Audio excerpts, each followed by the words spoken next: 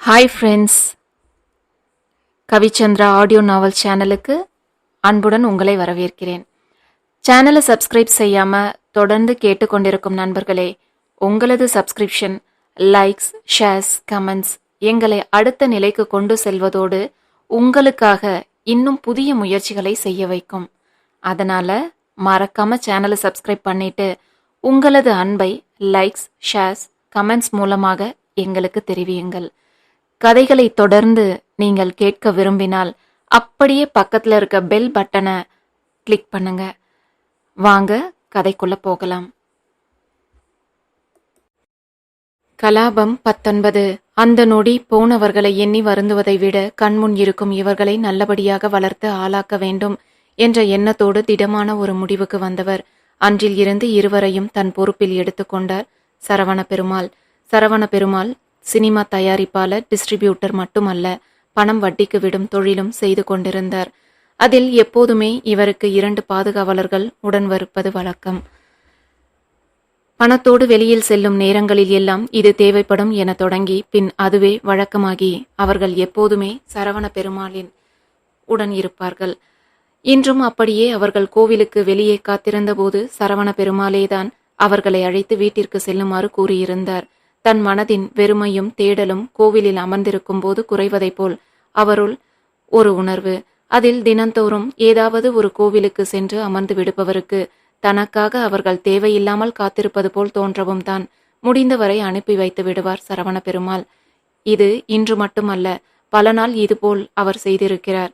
இன்று மட்டும் சரியான நேரத்திற்கு ஆத்மன் தன்னை காப்பாற்றவில்லை என்றால் தன் நிலை என்னவாகி இருக்கும் என எண்ணும் போதே தன் அத்தனை அவசரத்திலும் அடுத்தவருக்கு உதவ நினைத்த அவன் குணத்திற்காக எதையும் செய்யலாம் என்ற முடிவுக்கு வந்திருந்தார் சரவண பெருமாள். சும்மா பேருக்காக அழைத்து சென்று வளர்க்க நினைக்கவில்லை சரவண பெருமாள். அவர்களை முறைப்படி தத்தெடுத்து கொண்டார். உரிமை உள்ளவர்களாக அவர்கள் அந்த வீட்டில் வலம் வரவும் வாழவும் வழி செய்தார். அவர்களுக்கு தேவையான அனைத்தும் சிறந்த வகையில் அமைய வேண்டும் என்பதில் மிக உறுதியாக இருந்தார் சரவண பெருமாள். இப்படியே வளர்ந்து ஆளாகிய ஆத்மனிடம் தன் தொழில் மொத்தத்தையும் ஒப்படைத்துவிட்டு 5 வருடங்களுக்கு முன் இறைவனடி சேர்ந்திருந்தார் சரவண பெருமாள்.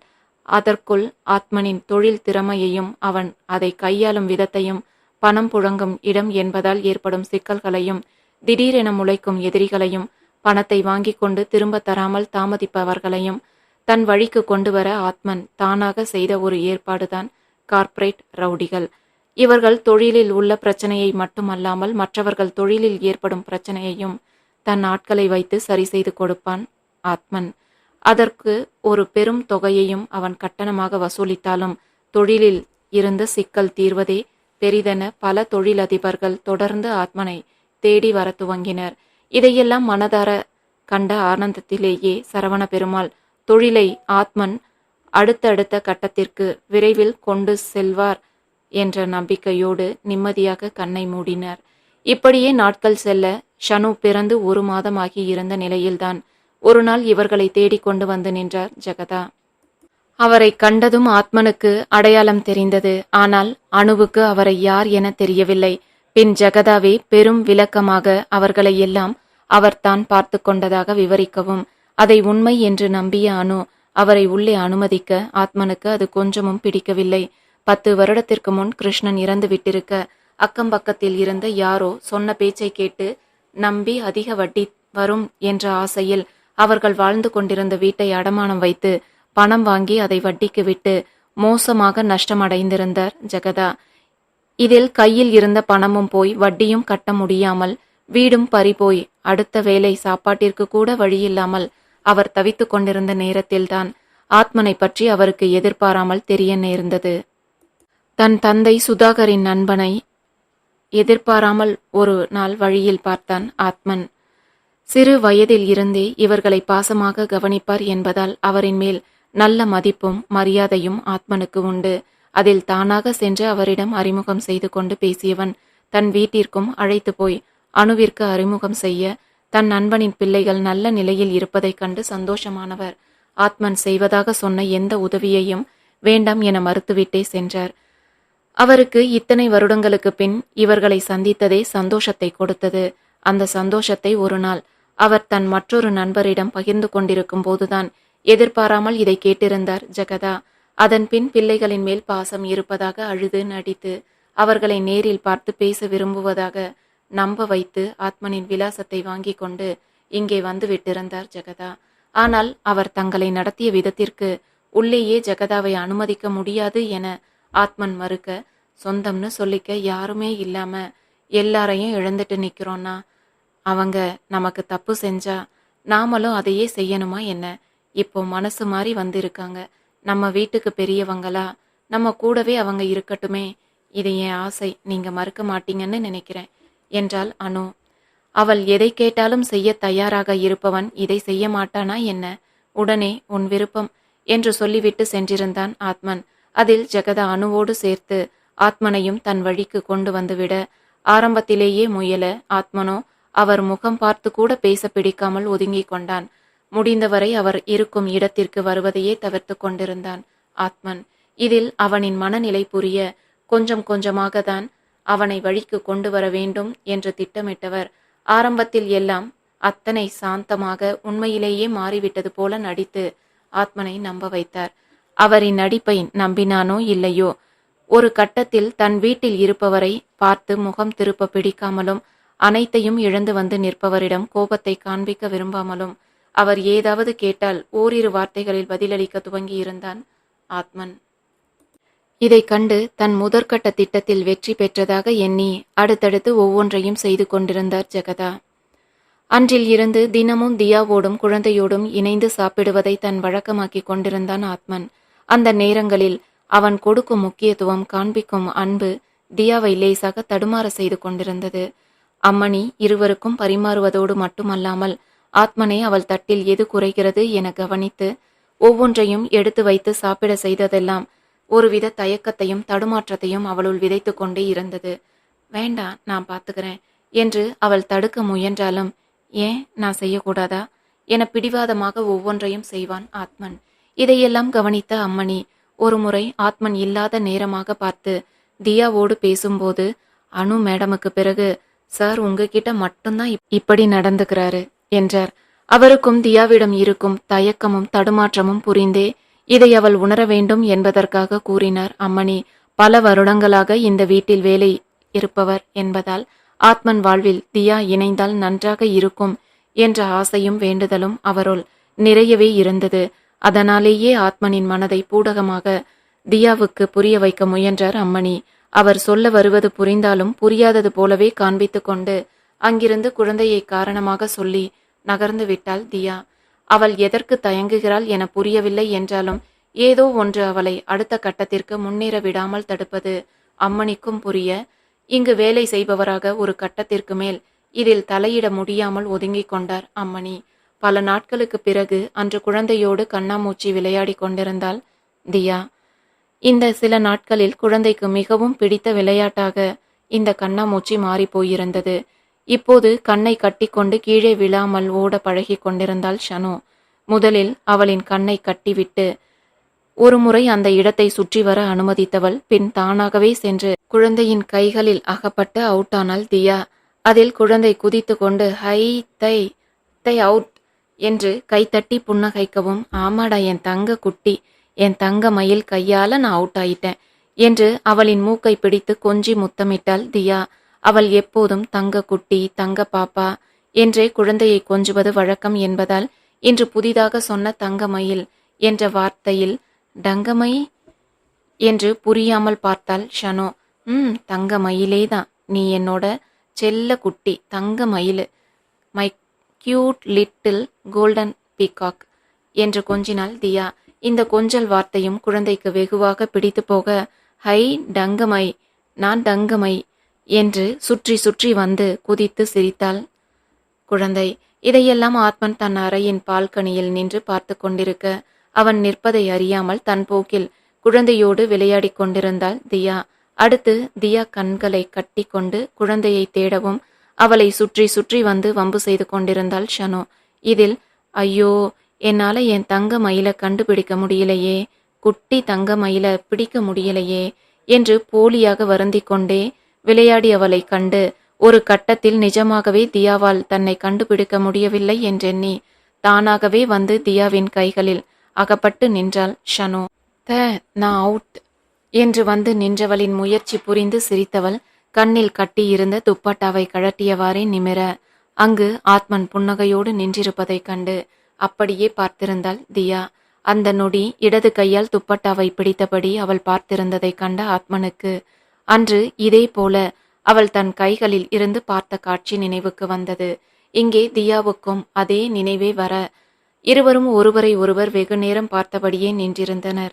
அவர்களின் இந்த மோன நிலையை கலைப்பது போல தியாவின் மேல் குதித்து கொண்டு விழுந்த ஷனு, இப்ப நான் கத்துதேன் என்று அந்த துப்பட்டாவை வாங்க முயன்றாள்.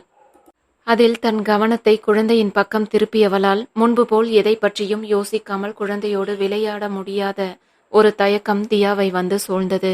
அடிக்கடி குழந்தையின் பக்கம் பார்வையை திருப்பி பார்த்தவாறே இயல்பாக விளையாட முடியாமல் தியா தடுமாறுவதைக் கண்டவனுக்கு அவளின் இந்த செயல்கள் ஒருவித சுவாரஸ்யத்தை கொடுக்க இங்கிருந்து நகர வேண்டும் என்ற எண்ணமே இல்லாதது போல் மேலும் அடமாக நின்றிருந்தான் ஆத்மன். முன்பிருந்த இலகுவான நிலை மாறி அவன் அடமாக நிற்பதைக் கண்டவளுக்கு ஒரு பொய் கோபம் உண்டாக அவனை முறைத்து கொண்டே திரும்பினாள் தியா. தியாவின் இந்த செயலில் உண்டான புன்னகையோடு ஆத்மன் அவளையே பார்த்து கொண்டிருக்க இந்த பார்வையும் புன்னகையும் அவளை வெகுவாக தொல்லை செய்து கொண்டிருந்ததில் குழந்தையோடு விளையாட்டில் அவளால் கவனம் செலுத்தவே முடியாமல் போனது. அதில் ஷனுவை அழைத்து கொண்டு வீட்டிற்குள் சென்று விட்டாள் தியா. அன்று மட்டும் அல்லாமல் அந்த வாரம் முழுக்கவும் இதேபோல் அழகான கண்ணாமூச்சிகள் அவ்வப்போது அவர்களுக்குள் நிகழ்ந்து கொண்டே இருந்தது. அது இருவருக்குமே ஒரு வகையில் பிடித்திருந்தாலும் அதை அடுத்த கட்டத்திற்கு கொண்டு செல்ல இருவருமே முயலவில்லை. திடீரென அன்று மாலை தியாவின் முன் வந்து நின்றவனை அவள் கேள்வியாக பார்க்கவும், ஒரு வாரம் நான் இங்க இருக்க மாட்டேன், லட்டுவையும் என் கூட கூட்டிட்டு போறேன் என்றான் ஆத்மன். இதை கேட்டு திகைத்தவள், பாப்பா பாப்பா இல்லாம நான் இங்க என்ன செய்ய என்று தியா கேட்கவும் உடனே பதில் எதுவும் சொல்லாமல் சில நொடிகள் அமைதியானவன் சட்டென நிமிர்ந்து, நீயும் வரியா என்றான் ஆத்மன். என்னது, நானா? உங்க கூடவா? நான் இப்படி என தியா திகைக்கவும், இதில் இவ்வளவு ஷாக்காக என்ன இருக்கு?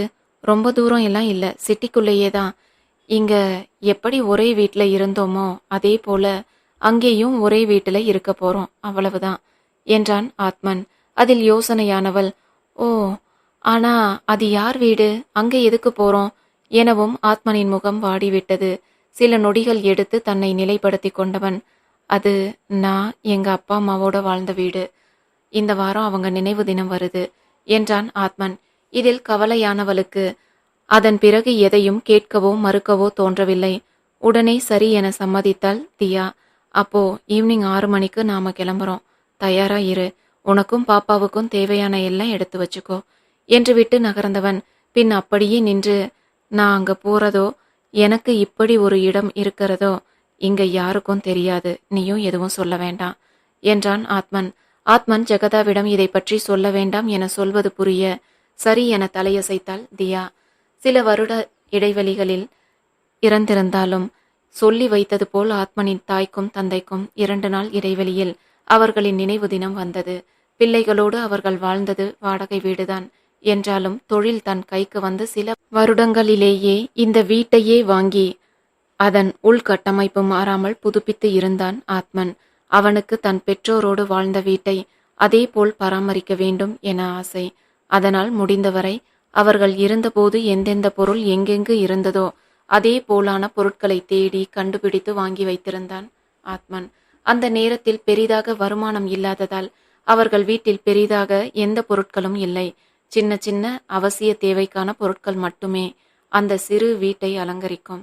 இதையே இப்போதும் வாங்கி வைத்திருந்தான் ஆத்மன். அதை தவிர ஆத்மன் இங்கு வந்து தங்கும் நேரங்களில் உபயோகிக்க ஒரு சிறு கட்டில், ஒரு கூலர் மற்றும் சமையலறையில் சமைத்து அங்கேயே அமர்ந்து சாப்பிட இருவர் அமரும் வகையில் சிறு உணவு மேசை மட்டுமே இருந்தது. இதுவரை அவனை தவிர வேறு யாரும் இந்த வீட்டிற்கு வந்ததில்லை. அணுவை கூட அவன் இங்கு அழைத்து வந்ததில்லை. விவரம் தெரிந்த பிறகு வசதியான வாழ்க்கையையே வாழ்ந்து பழகியவளுக்கு பழைய நினைவுகளோ அவளின் பெற்றோரின் ஞாபகமோ வராமல் இருப்பதே நல்லது என நினைத்தவன் இப்படி ஒரு வீட்டை வாங்கி இருப்பது பற்றி கூட அவளிடம் பகிர்ந்து கொண்டதில்லை. விஷயம் அறிந்தால் தானும் வருவதாக அனு அடம் செய்வாள் என்றே அவளிடம் சொல்லாமல் மறைத்திருந்தான் ஆத்மன். கடந்த 6-7 வருடமாகத்தான் இங்கு வந்து சென்று கொண்டிருக்கிறான் ஆத்மன். ஒரு வாரம் அவன் இங்கு தங்க நேரும் போதெல்லாம் அணுவிடம் ஏதோ ஒரு காரணத்தை சொல்லி தொழில் விஷயமாக வெளியில் போவதாக சொல்லி சமாளித்து விடுவான் ஆத்மன். சில மணி நேரங்களில் ஒரு வாரத்திற்கு தேவையான அவசியமான பொருட்களை எல்லாம் எடுத்து வைத்துக்கொண்டு கிளம்ப வேண்டும் என்பதால் தியா அந்த வேலைகளில் மும்முரமாக இருக்க ஷனுவை முழுக்க திவ்யாவின் பொறுப்பில் விட்டிருந்தாள். ஆரம்பத்தில் திவ்யாவோடு குழந்தை இருப்பதைக் கண்டும் பெரிதாக எடுத்துக்கொள்ளாத ஜெகதா 1 மணி நேரத்திற்கு மேலாகியும் குழந்தை இங்கேயே இருப்பதைக் கண்டு தியா எப்போதும் இப்படியெல்லாம் விட்டுவிட மாட்டாள் என அறிந்திருந்ததால் இவளை இங்க விட்டுட்டு அப்படி என்ன முக்கியமான வேலை செய்கிறா என தெரிந்து கொள்ளும் ஆர்வத்தோடு தியாவின் அறைக்கு சென்றார் ஜெகதா. அங்கு அவசரமாக அவள் அனைத்தையும் எடுத்து வைத்துக் கொண்டிருப்பதைக் கண்டு திகைத்தவர். எங்க கிளம்பிட்ட என்றார் அதிகார குரலில் ஜெகதா. அதில் தலையை திருப்பி அவரை பார்த்தவள் பதிலேதும் சொல்லாமல் தன் வேலையை தொடர, உன்கிட்ட தான் கேட்கிறேன், காது கேட்கலையா உனக்கு? எங்க கிளம்புற என்றார் மீண்டும் ஜெகதா. அவரின் குரலும் கேட்கும் விதமும் தியாவுக்கு எரிச்சலை தர, தன்னிடம் அதிகாரம் செய்ய இவர் யார் என்ற கோபத்தோடு திரும்பி அவரை பார்த்தவள், அதையே நான் உங்ககிட்ட சொல்லணும் என்றாள் தியா. என்னது, ஏன் சொல்லணுமா? இந்த வீட்டு பெரிய மனுஷி நான் கேட்காம வேற யாரு கேட்பாங்க என ஜெகதா கோபப்படவும் அதை கொஞ்சமும் கண்டு கொள்ளாமல் தன் போக்கில் அனைத்தையும் சரிபார்த்து கொண்டிருந்தாள் தியா. அவளின் இந்த அலட்சியம் அவருக்கு மேலும் ஆத்திரத்தை தூண்டிவிட, ஹே, எங்க எவன் கூடடி போற? நீ எங்கேயோ போய் ஊர் சுத்திட்டு வருவ, நாங்க எந்த கேள்வியும் கேட்காம உன்னை சேர்த்துக்கணுமா? இது என்ன வீடா இல்ல வேற எதுவுமா என்றார் ஜெகதா. அதில் செய்து கொண்டிருந்த வேலையை அப்படியே நிறுத்தி திரும்பி பார்த்த தியா, இதென்ன உங்க வீடா என்றாள் தியா. என்னடி திமிரா போச்சா? ஏன் அனுமதி இல்லாம நீ திரும்ப இந்த வீட்டுக்குள்ள வர முடியாது பாக்குறியா என்று சவால் போல ஜெகதா பேசவும், உங்களால முடிஞ்சதை செய்யுங்க என்றிருந்தாள் தியா. அன்று ஆத்மன் கொடுத்திருந்த தைரியத்தில் வேண்டுமென்றே பேசி முடித்தவள் தன் பைகளை எல்லாம் வெளியில் எடுத்து செல்வதற்கு எளிதாக கதவுக்கு அருகில் எடுத்து வைக்கவும் ஆத்மன் அங்கு வரவும் சரியாக இருந்தது. அங்கு அவனை கண்டதும், இங்க பாரு ஆத்மா, இவ எங்கேயோ கிளம்புறா, எங்க என்னன்னு விவரம் கேட்டா எதுவும் சொல்ல மாட்டேங்கிறா. குழந்தை மேல அக்கறை இருக்கிறது போல நடிக்கிறது எல்லாம் சும்மா, இப்போவாவது புரிஞ்சுக்கோ என்று புகார் வாசித்தார் ஜெகதா. அதில் திரும்பி தியாவை முறைப்பாக பார்த்தவன், ஏன் சொல்லல? அவ்வளவு பெரியவங்க கேக்குறாங்க இல்ல, சொல்ல வேண்டியது தானே என்றான் ஆத்மன். அதில் ஜெகதா திமிராக தியாவை பார்க்கவும், என்ன சொல்லணும் என்று தியா அவன் திடீரென முறைத்து கொண்டு பேசுவதில் உண்டான கோபத்தோடு கேட்கவும், எதுவா இருந்தாலும் என்கிட்ட கேட்டுக்க சொல்ல வேண்டியது தானே என்றான் இலகுவான குரலில் ஆத்மன். முதலில் ஆத்மன் சொல்ல வருவது புரியாமல் விழித்த ஜெகதா பின்பு, இவளை கூட்டிட்டு எங்க போற என்று வேகமாக ஆரம்பிக்கவும், எனக்கு இப்போ டைம் ஆகுது, நான் உங்க கேள்விக்கெல்லாம் பொறுமையா திரும்ப வந்து பதில் சொல்லட்டுமா என்று விட்டு அந்த பைகளை எடுத்துக்கொண்டு ஆத்மன் முன்னே சென்றுவிட, அவன் பின்னேயே வெளியே வந்த தியா குழந்தையை வாங்கி கொண்டு சென்று காரில் ஏறினாள். 3 பேர்களின் பைகளோடு அவர்கள் எங்கோ கிளம்பி செல்வதை திகைப்பும் அதிர்வுமாக பார்த்தவாறே வாயிலில் நின்றிருந்தார் ஜெகதா. அவருக்கு கண்முன் காண்பதை நம்பவே முடியவில்லை. இதென்ன இது, இவளை கூட்டிட்டு எங்கதான் போறான்? அதுவும் பையெல்லாம் எடுத்துட்டு போறத பார்த்தா இப்போதைக்கு திரும்ப வரமாட்டாங்க போலையே என்று அவர் புரியாமல் நின்றிருக்க, இதை பற்றி எந்த கவலையும் இல்லாமல் வெளியே கிளம்ப தயாராகி வந்து நின்றாள் ஷர்மி.